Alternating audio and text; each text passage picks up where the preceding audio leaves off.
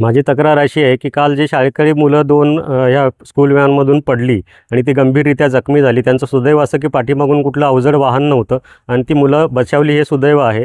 माझी तक्रार अशी आहे की पोलीस प्रशासनाने फक्त स्कूल बस जी वाहतूक करत होती त्या लोकांवर कारवाई करण्यापेक्षा याच प्रकरणामध्ये समान दोषी असलेली शाळासुद्धा प्रशासन आहे.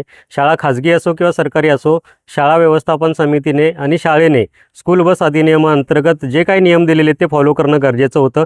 ती गाडी तुम्ही स्वतः बघितलेली आहे, तुमच्या व्हिडिओमध्ये ती गाडीसुद्धा आहे की स्कूल बस अधिनियमानुसार कुठलाही अधिनियमातली तरतूद शाळेने प्रशासनाने फॉलो केलेली नाही आहे.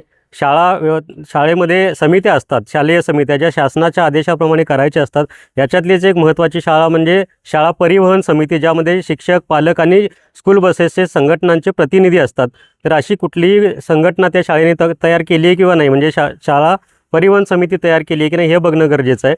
पण हे अजून कुठंपर्यंत आलं माहीत नाही. आणि शाळा प्रशासनाकडून कलम 107, 119 IPCचे 120, 166 आणि 117चं उल्लंघन झालं आहे. त्याचबरोबर कलम BNSचं कलम 125नुसार एखाद्या जीवितास धोका निर्माण होण्यासाठी तशी परिस्थिती निर्माण करणं, दुर्लक्ष करणं, गैरवर्तन करणं, त्या बाबतीत हा प्रकार सर्रास त्याच्यामध्ये दिसून येतो. आणि ह्या कलमाअंतर्गत शाळा प्रशासनावर सुद्धा तसाच गुन्हा नोंद झाला पाहिजेत आणि त्यांच्यावर कारवाई झाली पाहिजेत, ही आमची मागणी.